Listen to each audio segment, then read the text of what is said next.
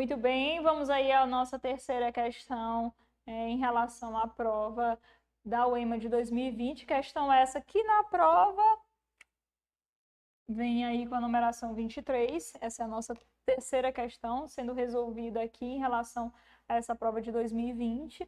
E é uma questãozinha que trabalha com um cenário conhecido nosso. Vocês que com certeza já assistiram às nossas aulinhas de História do Maranhão conhecem bem esse cenário de revoltas coloniais.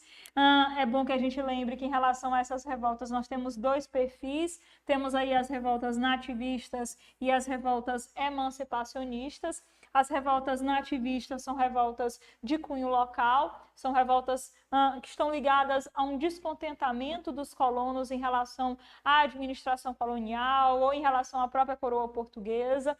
E, claro, gente, são questões, né, ligadas ao contexto local. A gente precisa entender o que estava acontecendo em cada região onde essas revoltas emergiram, para que a gente comece a perceber quais foram as causas, o que levou esses colonos a entrarem em revolta. Claro, isso são questões locais. As principais revoltas nativistas vocês conhecem bem. Revolta de Beckman, aqui no Maranhão, por isso mesmo a gente não pode deixar escapar. Temos ainda a revolta dos Mascates, temos revolta de Filipe dos Santos ou revolta de Vila Rica, são todas revoltas nativistas. Já as revoltas emancipacionistas são revoltas de cunho mais aprofundado, são revoltas que se ligam a uma discussão, a um questionamento dos vínculos coloniais que unem colônia e metrópole. Então eles vão passar a questionar esses vínculos, principalmente porque são movimentos inspirados, né, no Iluminismo, na independência das 13 colônias, na Revolução Francesa, e essa inspiração vai acarretar aí, tá, movimentos já com um foco num processo de rompimento, de ruptura dos laços coloniais. Então, a gente já percebe as diferenças. No caso do Maranhão, que vai se inserir aqui nas revoltas nativistas, nós temos a famosa revolta de Beckman ou revolta de Beckman, que é destaque aí na questão 23 da provinha da UEMA de 2020. E vamos a ela. Vocês observem aí que a questão diz o seguinte: leia sobre a revolta ocorrida em São Luís no século XVII. Nós já sabemos bem que revolta é essa.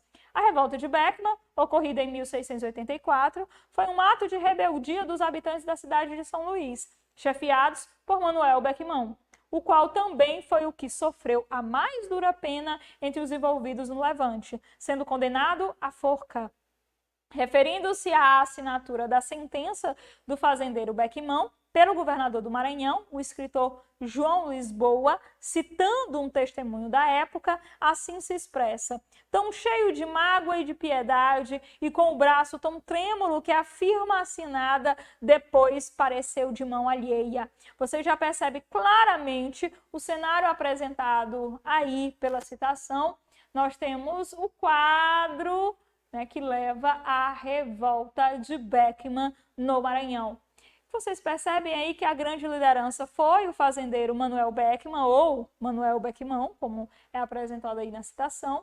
O Manuel Beckman, junto com Jorge Sampaio e o irmão Tomás Beckman, lideraram esse movimento de revolta, que está linkado com alguns problemas vivenciados pela população local. O que estava acontecendo no Maranhão aí em fins do século XVII? A situação era dramática, principalmente porque nós falamos de uma população pobre, que tinha vários problemas em relação ao uso de mão de obra. A gente sabe muito bem que havia sérias divergências entre os padres jesuítas e os colonos locais, que ambos queriam ter o controle sobre essa mão de obra nativa. E, claro, a partir de 1680,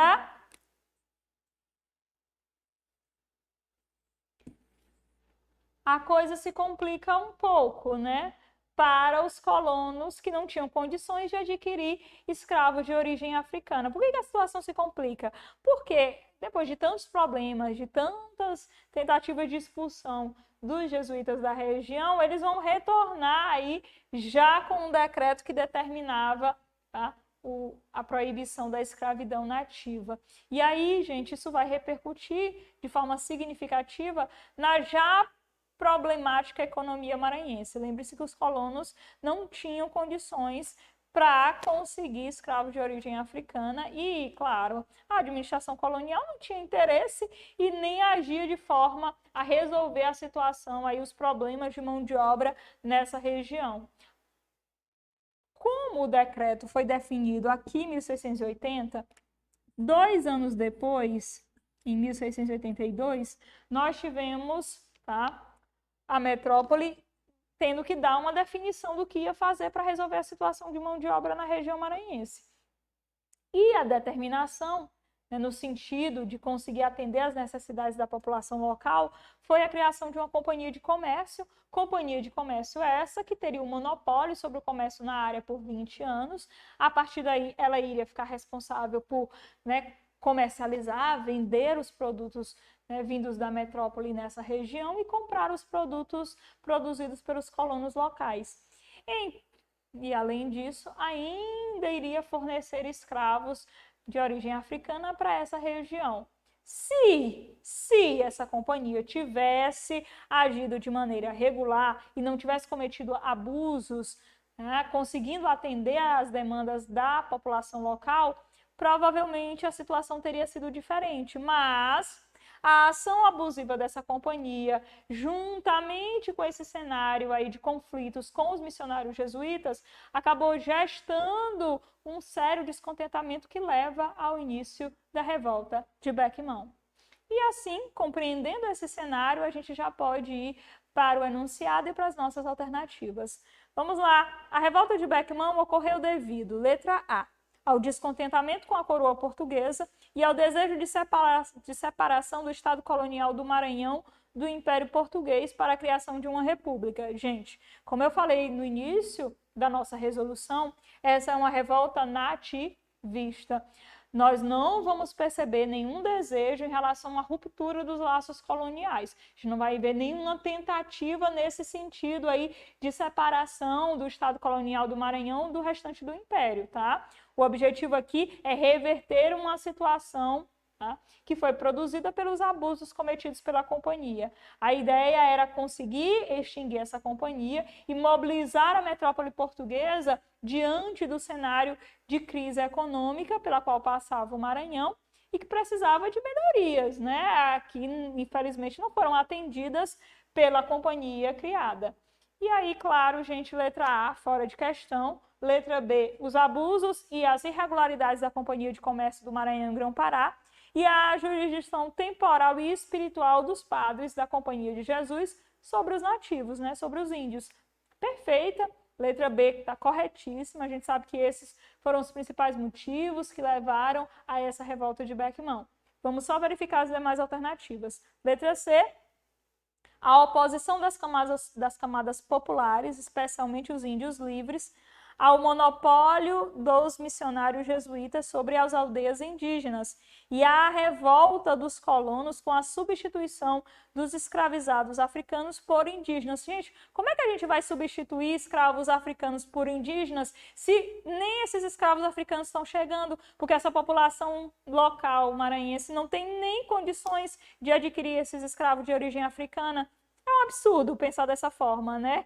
Como é que a gente vai fazer uma revolta contra a substituição se essa substituição não aconteceu dessa forma? Eles estão utilizando mão de obra indígena porque, infelizmente, essa população não tem condição de adquirir mão de obra de origem africana. E a metrópole portuguesa não tem interesse em ajudar, em contribuir, em melhorar as condições econômicas nessa área, infelizmente. Então, letra C, fora de questão. Letra D, as regalias concedidas aos fazendeiros da Companhia de Comércio das Índias Ocidentais e a exploração da mão de obra indígena na produção cafeeira. Gente, essa alternativa, assim, não tem sentido algum, especialmente quando fala de uso de mão de obra indígena na produção cafeeira. E produção cafeeira no Maranhão, em pleno século XVII, não tem sentido algum. Se o início dessa produção no Brasil é lá no final do século XVIII, então a gente tem um bom tempo aí pela frente, o Maranhão não vai ser destaque na produção cafeeira. Essa produção cafeeira tem destaque lá na região sudeste, isso só lá no século XIX. Então, passa bem longe. Letra D, não tem nem sentido. E letra E, a insatisfação dos padres da Companhia de Jesus com as leis que permitiam a escravidão dos africanos. Gente, vocês acham que os padres da Companhia de Jesus estavam preocupados com a escravidão dos africanos?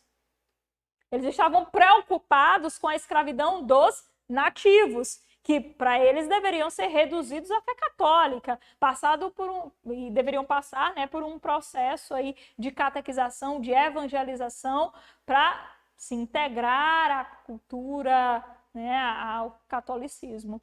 E essa alternativa não tem sentido algum. Então, a resposta correta aí dessa questão 23 da provinha de 2020 é a letra B de bola.